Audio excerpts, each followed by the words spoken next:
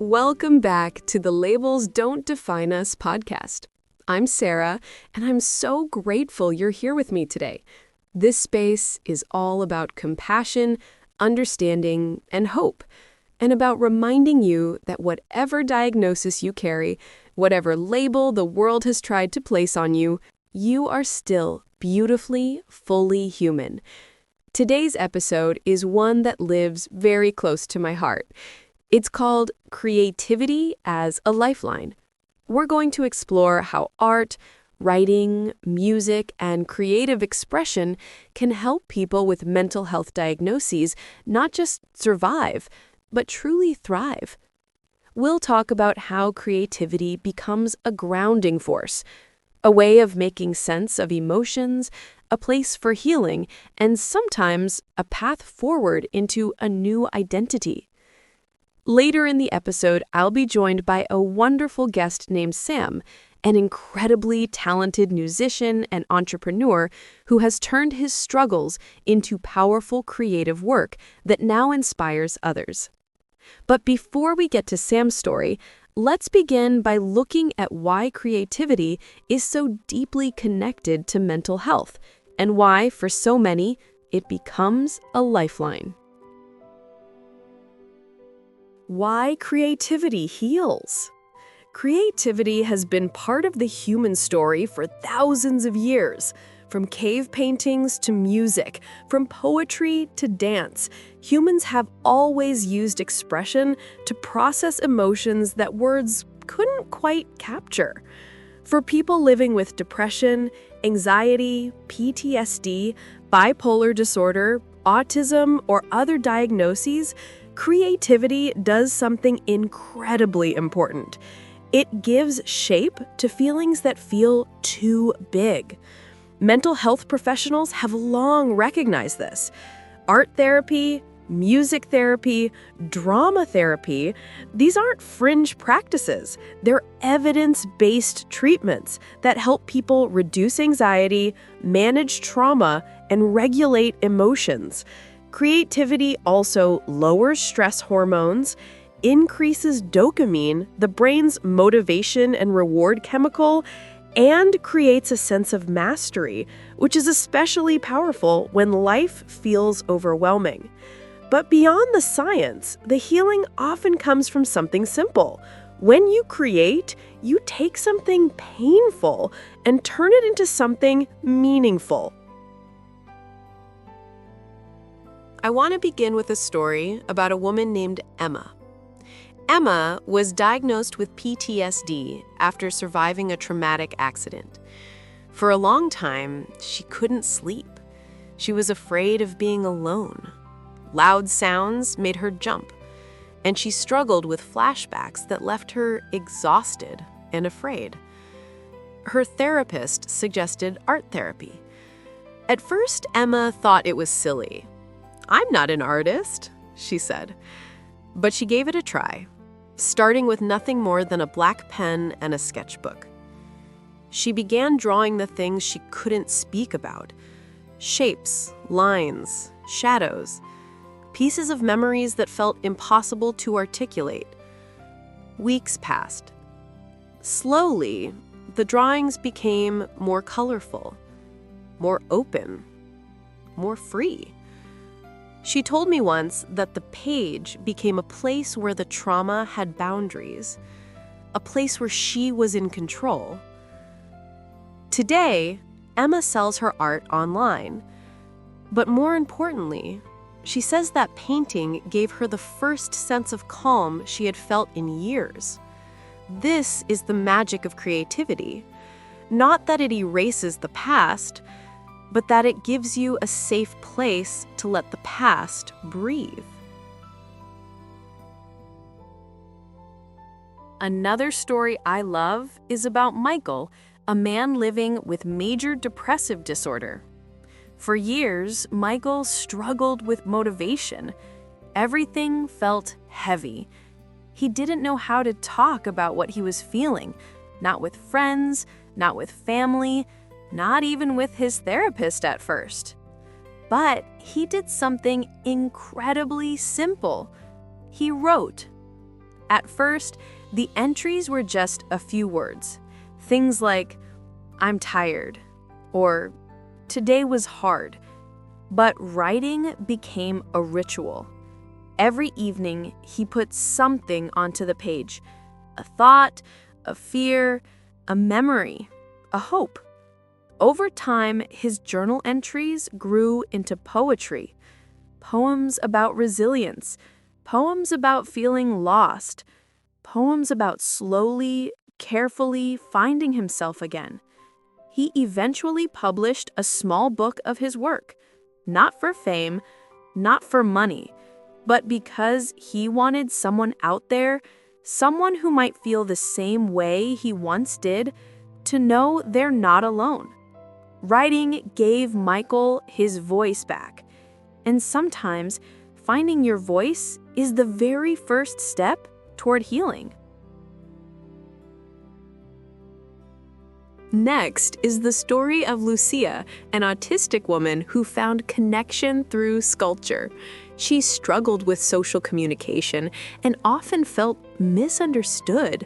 But clay made sense. It didn't judge. It didn't expect. It didn't interrupt. It simply waited for her hands to speak.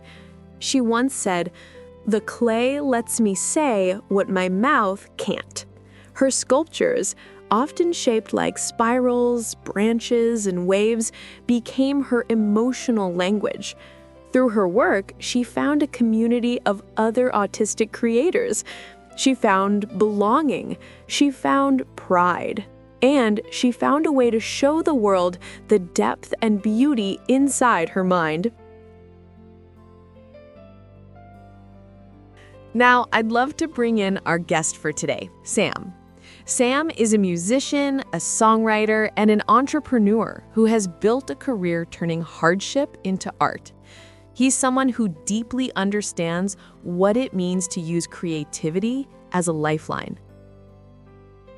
Sam, welcome to Labels Don't Define Us. I'm so glad you're here. Thank you, Sarah. I'm happy to be here. For listeners who may not know you yet, can you share a little about your journey and how creativity helped you through your mental health struggles? Absolutely. I was diagnosed with generalized anxiety disorder and depression in my early 20s. At the time, I felt completely overwhelmed. Music became a place where I could put every complicated feeling, fear, frustration, sadness, and translate it into something I could understand. When I couldn't say, "I'm not okay," I could write it. When I couldn't explain why my chest felt tight, I could play it on the guitar. Music didn't fix everything, but it gave me a place to breathe. That's so powerful. At what point did your music shift from being something private to something you wanted to share with others? It took time. I was afraid of being judged. But eventually, I posted one song online, a simple acoustic piece about panic attacks. I was terrified. And then, hundreds of people commented saying, "I feel this too." That was the moment I realized my pain wasn't just mine, and that sharing it could help someone else feel less alone. You've now built an entire business around your music. How has entrepreneurship played into your healing? Well, building a business can be stressful, but because it's built on something meaningful, something that came from struggle, it feels grounding. It's given me purpose. It's connected me with people who understand mental health challenges. It's given me community. And honestly, every time someone tells me one of my songs helped them through a dark moment, it heals a little part of me too. If someone listening today is struggling, maybe with depression, anxiety, trauma, or something else, but they feel afraid to start creating, what would you say to them? I'd say, start small, start quietly, start just for you. You don't need to show anyone. You don't need to be good at it. Just let it be a space that belongs entirely to you. A sketch, a journal entry, a melody hummed into your phone, a photograph, a dance move in your kitchen at midnight. Healing often begins with the smallest creative act. That is beautifully said. Thank you so much, Sam. Your story is going to mean a lot to many people listening today. Thank you, Sarah. It's been an honor to be included in your program. How you can use creativity for healing. Before we wrap up, I want to give you some practical ways to bring creativity into your own healing journey, no matter your diagnosis and no matter your level of experience. Number 1, free writing for 3 minutes a day. Set a timer, write whatever comes. Don't judge it, don't fix it, just let your thoughts breathe. Number 2, creative grounding for anxiety. Draw shapes. Color slowly. Fold paper. Knit. Craft. Use your hands to bring your mind back to the present moment. Number 3, use music as emotional processing. Create playlists for your feelings. One for sadness, one for strength, one for hope, one for rest. Let music name the emotions you can't yet name for yourself. Number 4, take emotional snapshots. If you don't want to write or draw, take a quick photo of something that reflects how you feel. A morning sky, a messy desk, a quiet corner. Let the image hold the emotion for you. Number 5, make creativity ritualistic. Creativity heals most when it's consistent. Try Saturday morning watercolor, nightly journaling, weekly songwriting, monthly scrapbooking, whatever feels natural. Number 6, join creative communities. Community plays a huge role in mental health recovery. Share your art or simply sit among others who create. Humans heal in connection. Number 7, remember, art doesn't need to be beautiful to be healing. It just needs to be honest. And now to the final story. I want to end with one final story, a short one, but one I find deeply meaningful. A therapist once asked a group of people with different diagnoses, depression, anxiety, bipolar disorder, PTSD, ADHD, autism, to create something that represented how they felt. Some painted storms, some painted birds, some painted broken glass or healing hearts. Some wrote words, some made music, some didn't use color at all. But when all the pieces were displayed together, side by side, they formed something beautiful, a collective portrait of resilience. Different mediums, different voices, different diagnoses, different lives. But one universal message: we are still here. And that truly is the heart of creativity as a lifeline. Thank you for being here with me today.